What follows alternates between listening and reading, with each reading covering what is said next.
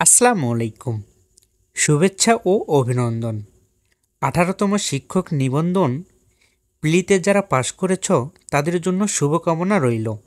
তোমরা যারা পিলি পাশ করেছ সবার একটাই প্রশ্ন, কিভাবে সহজেই লিখিত পরীক্ষায় পাশ করব।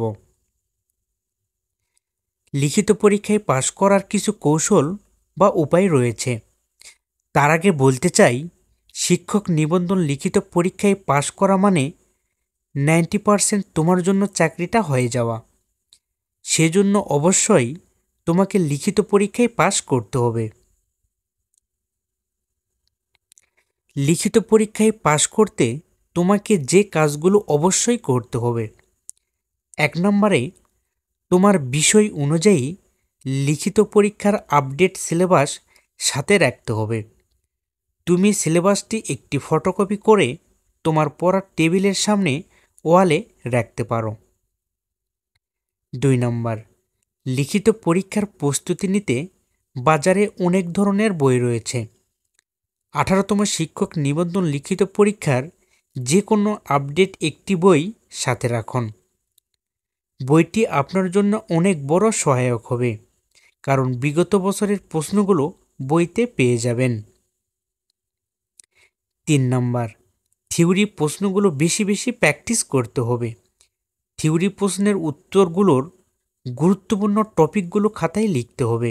বিগত বছরের থিওরি প্রশ্নগুলো বেশি বেশি প্র্যাকটিস করুন। পরীক্ষায় আসার সম্ভাবনা অনেক বেশি থাকে। 4 নম্বর, অনার্স অধ্যয়নরত যে সকল বই বা সাজেশান রয়েছে, লিখিত পরীক্ষার সকল প্রশ্নগুলো বই বা সাজেশানে পেয়ে যাবেন।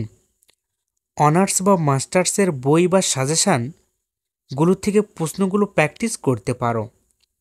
5 নম্বর, তুমি প্লি পাস করেছো মানে তুমি একজন ভালো স্টুডেন্ট। অবশ্যই নিজের আত্মবিশ্বাস প্রচুর পরিমাণে থাকতে হবে। আত্মবিশ্বাস ও অধ্যয়ন তোমাকে সফলতা এনে দিবে। অবশ্যই নিজের প্রতি বিশ্বাস থাকতে হবে। 6 নম্বর, তোমাকে যেমন প্রচুর পড়তে হবে, ঠিক প্রচুর পরিমাণে লিখতেও হবে। নির্দিষ্ট সময়ে ফুল উত্তর করতে অবশ্যই প্রচুর পরিমাণে লেখার প্র্যাকটিস করতে হবে। ভালো মার্ক পেতে হাতের লেখা সুন্দর করতে হবে। 7 নাম্বার, নিজের ব্রেন বা মনকে ফ্রেশ রাখতে হবে। দুশ্চিন্তা বা খারাপ অভ্যাস ত্যাগ করতে হবে। দুশ্চিন্তা বা খারাপ অভ্যাস ত্যাগ করতে শিখুন। ভালো কাজের গতি বাড়িয়ে যাবে, নিজের লক্ষ্য পূরণ হবে। 8 নাম্বার, সবসময় যে কাজটি তোমাকে করতে হবে, আল্লাহর উপর ভরসা করা। আল্লাহ সকল পরিকল্পনাকারী।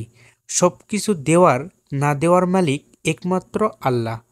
আল্লাহর উপর ভরসা করুন এবং নিজের সর্বোচ্চ চেষ্টা করুন। ইনশাল্লাহ সফলতা আসবেই। প্রিয় শিক্ষার্থী বন্ধুরা, সাথে থাকার জন্য অসংখ্য ধন্যবাদ।